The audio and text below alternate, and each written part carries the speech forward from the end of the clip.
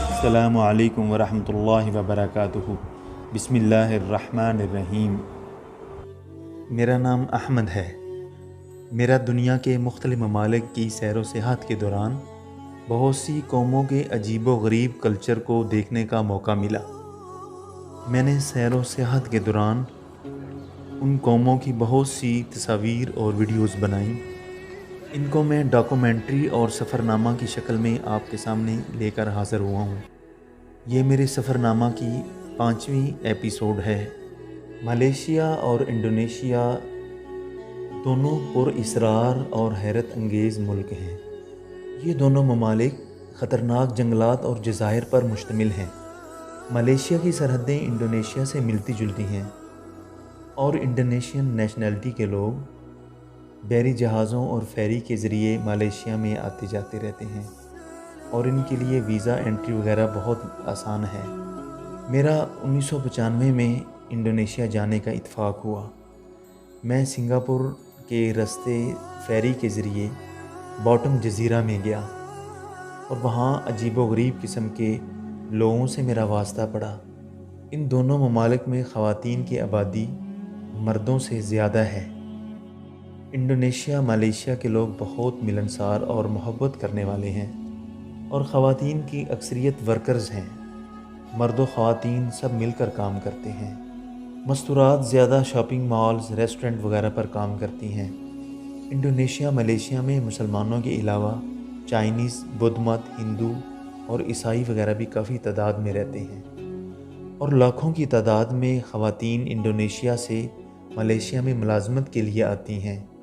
وہ انڈونیشیا میں اپنا گھر بار، بچے وغیرہ چھوڑ کر ملازمت کے سلسلہ میں ملیشیا میں ہی رہتی ہیں، لیکن سمندری سفر آسان ہونے کی وجہ سے ان کا انڈونیشیا میں آنا جانا رہتا ہے۔ کوالالمپور کے قریب انڈونیشیا کی سرحد ملتی ہے، صبا کے قریب بھی انڈونیشیا کی سرحد ملتی ہے، جوہر بارو کے ساتھ سنگاپور کا بارڈر ملتا ہے اور سنگاپور کے بارڈر کے ساتھ انڈونیشیا کا باٹم جزیرہ ملتا ہے۔ باٹم سماترا، جکارتا وغیرہ سے انڈونیشیا کی خواتین ملیشیا میں ملازمت کے لیے آتی ہیں۔ انڈونیشیا کی خواتین میں زیادہ اکثریت مسلمانوں کی ہوتی ہے اور اکثر خواتین سکارف، عبایا کا بھی استعمال کرتی ہیں، لیکن ان میں بہت سی خواتین ایسی ہیں جو جدید دور سے متاثر ہو کر عبایا وغیرہ کا استعمال نہیں کرتی۔ اس لیے انڈونیشیا اور ملیشیا کے معاشرے میں بے پردگی، بے دینی اور بے راروی کا بہت زیادہ رجحان بڑھ رہا ہے۔ انڈونیشین خواتین ملیشیا میں اپنی ملازمت کے دوران اپنی پسند کے مرد دے کر شادی بھی کر لیتی ہیں، جن میں پاکستانی، بنگالی، انڈین اور دوسرے ممالک کے لوگ بھی شامل ہیں۔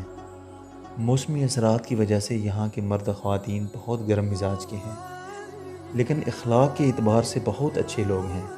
ملیشین اور انڈونیشین خواتین میں جادو ٹونا کا بہت رواج ہے اور یہاں تامل ہندوؤں کی اکثریت بھی ہے۔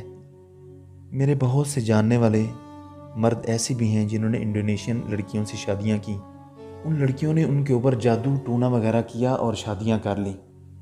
جادو ٹونوں کی وجہ سے وہ بس یہی کہ ہو کے رہ جاتے ہیں، وہ سال ہاں سال انڈیا، بنگلہ اور پاکستان میں نہیں آتے۔ اور کچھ مرد تو ایسے ہیں جو اسی حال میں ہی بوڑھے ہو جاتے ہیں اور دنیا سے چلے جاتے ہیں۔ زیادہ تر عیسائی، ہندو اور بدھ مت خواتین جادو ٹونا کرتی ہیں۔ مسلمان خواتین اس طرح کے غیر شرعی کاموں سے تقریباً بچتی ہیں، لیکن اکثر عورتیں ہوس اور لالچ کی وجہ سے ان جادو ٹونے کے چکروں میں پڑ جاتی ہیں۔ یہاں کی لڑکیاں جن مرد کو پسند کرتی ہیں، ان کو حاصل کرنے کے لیے ایک عجیب قسم کا جادو کرتی ہیں۔ ان کو ناسی کنگن کھلاتی ہیں۔ وہ اپنے گندے خون کو ابلے ہوئے چاولوں میں ڈالتی ہیں اور اس میں شامل کر کے ان مردوں کو کھلا دیتی ہیں۔ ملیشین زبان میں ان چاولوں کو ناسی کنگن کہا جاتا ہے اور اس منحوس جادو کی وجہ سے وہ مرد ساری زندگی ان عورتوں کی خدمت میں ہی لگے رہتے ہیں۔ جو مرد یہ چاول کھا لیتے ہیں وہ ساری زندگی کے لیے رن مرید اور پاگل پن کی حد تک ان عورتوں کی خدمت میں ہی لگے رہتے ہیں اور ان عورتوں کو زندگی بھر چھوڑ ہی نہیں سکتے۔ وہ اپنے عزیز و اقارب، ماں باپ، بہن بھائیوں، بیوی بچوں سے ساری زندگی کے لیے ہی کٹ کے رہ جاتے ہیں۔ جادو ٹونا کی تاریخ دنیا میں بہت پرانی ہے۔ حضرت موسیٰ علیہ السلام کے دور میں بھی جادوگری کا رجحان تھا۔ اللہ تعالیٰ نے حضرت موسیٰ علیہ السلام کو جادوگری کا توڑ دے کر بھیجا اور جادوگری کا کلا کما کیا۔ اسلام میں جادو ٹونا وغیرہ سب حرام ہے۔ بہت سے اسلامی ممالک میں جادوگر کا سر قلم کرنے کا حکم ہے۔ جادو کرنے والا دار اسلام سے خارج ہو جاتا ہے۔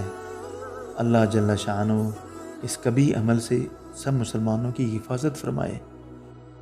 آپ میری حیرت انگیز اور پر اسرار روداد سفر سے لطف اندوز ہونے کے لیے میرا چینل گلوب ٹور کو سبسکرائب کیجیے، لائک کیجیے اور اپنے دوستوں کے گروپس میں شیئر کیجیے۔